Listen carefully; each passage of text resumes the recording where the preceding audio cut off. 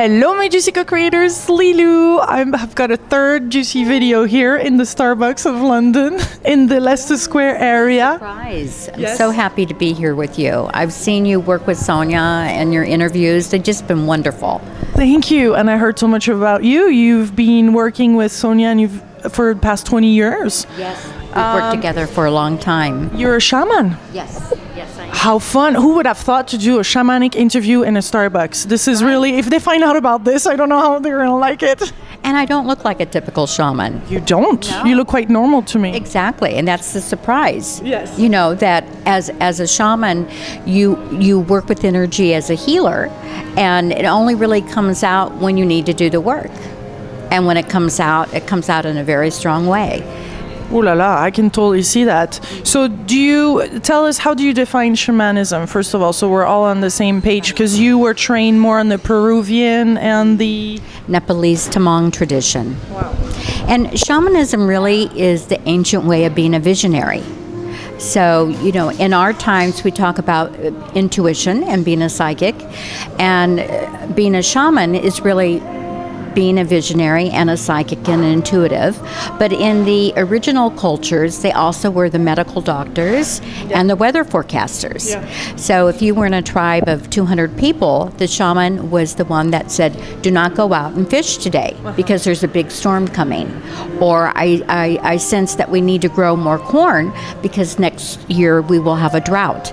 So they were able to vision in the future and be able to predict things that really would impact them in their spiritual life and in their physical life. So how do you bring all this ancientness with the Nepal, and how do you bring that in nowadays life? How did the shamanism have evolved to work in our society? Well, shamanism, what I really love about it is like performance art. So when I work with a client, they come in with a particular modality of maybe they have depression, or they're stuck on a recording of a pattern that they've had.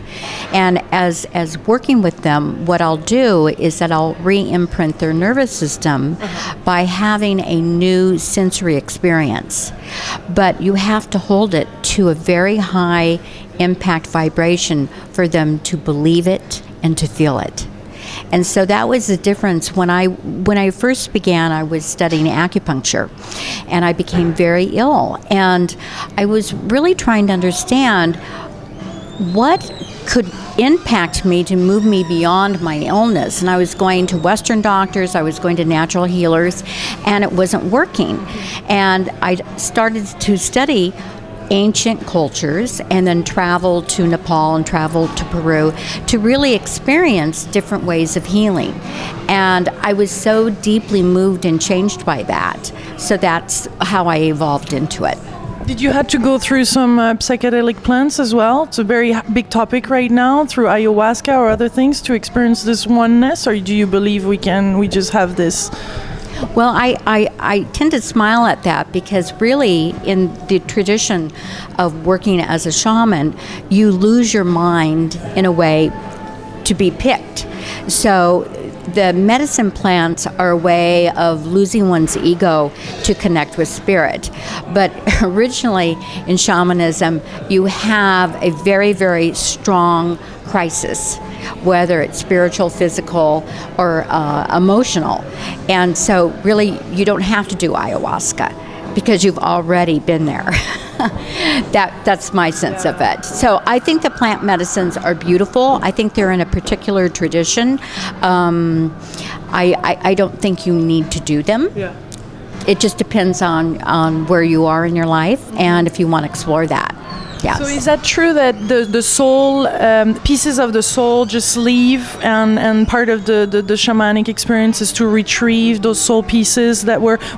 Could you give us an example for you? Like, what was part of the soul that was gone, and how much of it, if we can speak in that term? Right. I would call it a shattering, that we come in whole, or even sometimes come in from past lives a little bit shattered. And so there's always a loss or a feeling that I'm not just right or something is amiss. That's a very strong aspect of saying, oh, I think I need a soul retrieval. And what happens is that then the shaman visions to go and find the piece of light and return it to their soul, so they then become whole. So it's a really beautiful wedding of their beloved soul. And so you don't necessarily go and see the piece of trauma, but you begin to see the beauty and the grace of that soul and the integration of it. And that's really what the healing is all about. So you did that on yourself too, and you retrieved that piece that you were missing?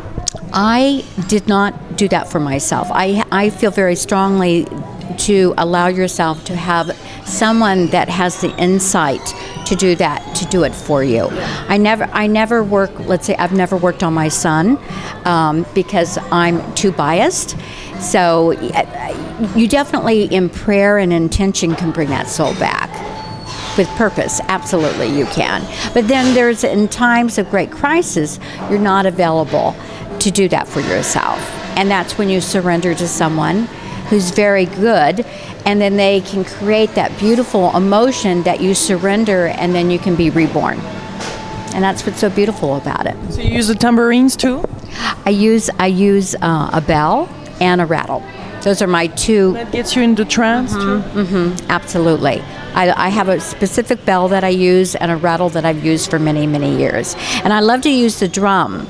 The drum is a really fire instrument, and it's a really good instrument to do for people who feel very lethargic in their life. They should get a drum and drum every day.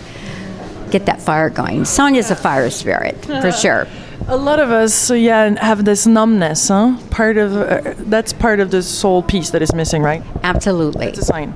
That is a sign, and in Africa, the shamans say, when did you stop singing? When did you stop dancing? And when did you stop laughing? Because when you stop doing those things, that's when you stopped becoming alive.